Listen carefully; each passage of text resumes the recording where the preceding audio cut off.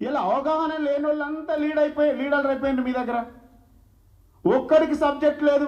మాకు మాటలు రాకనా, మాకు తిట్ట రాకనా, మాకు బూతులు రాకనా? మీ సంస్కారహీనులతోని మాట్లాడడం ఇష్టం లేదు మాకు. అర్థమైందా?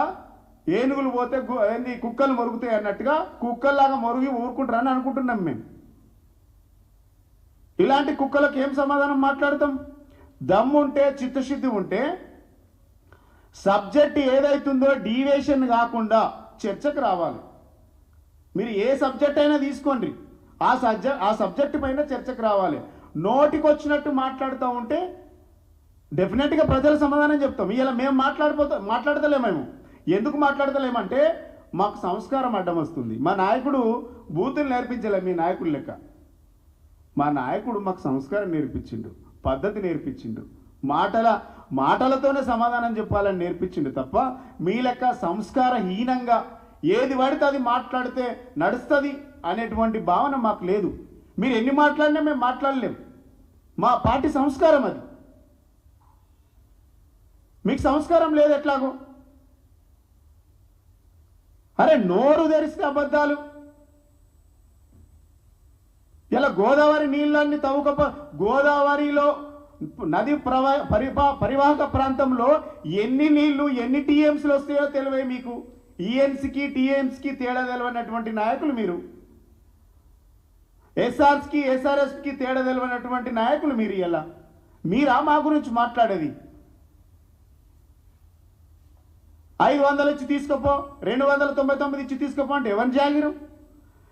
బీఆర్ఎస్ పార్టీ మా నాయకులు హరీష్ రావు గారు మాట్లాడేంత వరకు బనకచెర్ల ప్రాజెక్టు మీద మీకు సోయలేదు. మొద్దు నిద్రపోయినరు మీరు. ఇలా మీరు మాట్లాడేటోళ్ళు అయినరు. ఇలా మీరు బనకచెర్ల మీద మేము నిద్ర లేపితే కదా మీరు లేచింది. ఇలా మీరా మా గురించి మాట్లాడేది? హరీష్ రావు గారు మాట్లాడితే గుమ్మడికాయల దొంగ అంటే బుధాలు తడుముకున్నట్టు మరి మీరెందుకు ఆగమాగమవుతారు? ఇలా మీ పార్టీ నాయకుల దగ్గర సత్తా లేదు కదా. ఇలా మీరు పవర్ పాయింట్ ప్రజెంటేషన్ ఇస్తూ ఉన్నారు. మీరు ఎన్ని పవర్ పాయింట్ ప్రజెంటేషన్ ఇచ్చినా దాంట్లో పసలేదు. దాంట్లో అన్ని అబద్ధాలు, దాంట్లో పసలేదు. ఆ పవర్ పాయింట్ ప్రజెంటేషన్కి ఇచ్చేటువంటి పవర్ కూడా దండగానే. ఎందుకంటే అన్ని అబద్ధాల పవర్ పాయింట్ ప్రజెంటేషన్ అది. మీ అబద్ధాల పవర్ పాయింట్ ప్రజెంటేషన్ ద్వారా తెలంగాణ ప్రజలకు ఒరిగేదేం లేదు. మీరు ఎన్ని పవర్ పాయింట్ ప్రజెంటేషన్ ఇచ్చినా తెలంగాణకు జరిగే లాభం లేదు. మీ వ్యక్తిగత ఇమేజ్ పెంచుకోవడం తప్ప దాంట్లో ఏం లేదు. మీ వ్యక్తిగత ఇమేజ్ పెంచుకుంటున్నారు. కానీ తెలంగాణకి ఎంత అన్యాయం జరిగింది. నిన్న మేధావులు ఒక సమావేశం పెట్టుకున్నారు కదా, మళ్ళీ తెలంగాణ ఆంధ్రలో కలిపేటువంటి కుట్రలు జరుగుతున్నాయని. దీనికి 18 నెలల్లో ఎందుకు వచ్చింది ఈ అవకాశం? మీరు చేతగాని విధానాల వల్ల, మీ చేతగాని మాట్లాడుతున్నటువంటి మాటల వల్ల ఇలా సమైక్యవాదులందరూ కూడా ఒకటేటువంటి పరిస్థితి కనబడుతూ ఉన్నది. ఇలా దీనికోసం కదా మేము మాట్లాడుతూ ఉన్నది. ప్రాజెక్టుల మీద అవగాహన లేని దద్దమ్మలు, సబ్జెక్టు మీద అవగాహన లేని దద్దమ్మలు మాట్లాడుతూ ఉంటే ఏం సమాధానం చెప్పాలి? మాకు బూతులు రాకనా?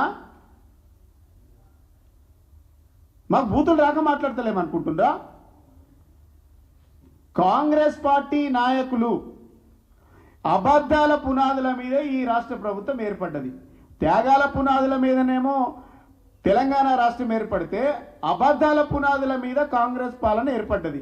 ఈ అబద్ధాల పునాదుల మీద అలవికాని హామీలన్నీ ఇచ్చి అధికారంలోకి వచ్చిండ్రు కాబట్టి ఇవే అబద్ధాలు చెప్పి ఈ 3 సంవత్సరాలు గడపాలని చూస్తుండ్రు.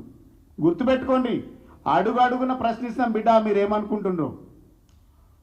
మీరు చేసేటువంటి అవినీతి 20% కమిషన్లు తీసుకుంటుండ్రని ఈ రాష్ట్ర చరిత్రలో, బహుశా దేశ చరిత్రలో సెక్రటరేటు ఆర్థిక శాఖ మంత్రి ఛాంబర్లో ధర్నా జరిగినటువంటి సంఘటన మర్చిపోయినరా? మీరా మా గురించి మాట్లాడేది?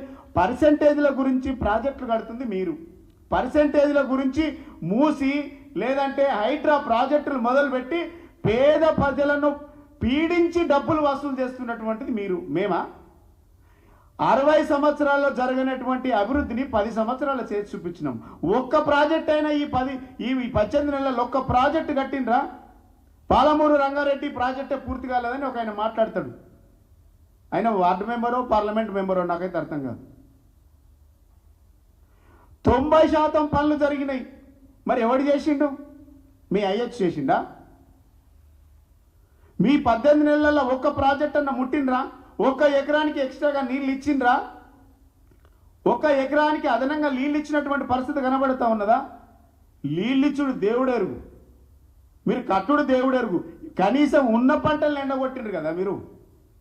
రైతులు ఇలా గ్రామాలకు పోతే పంటలు వేసుకునేటువంటి పరిస్థితులు. ఎందుకంటే కరెంట్ వస్తుందో లేదో అని ఒక నమ్మకం, రెండోది ఈ కాంగ్రెస్ వాళ్ళు ఎప్పుడు నీళ్ళు ఇస్తారో ఇయ్యరు అనేటువంటి భావన ప్రజలకు వచ్చింది. ప్రజల్ని అడగండి మీరు.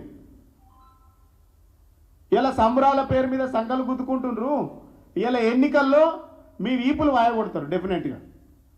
మీరు అనుకుంటుండ్రేమో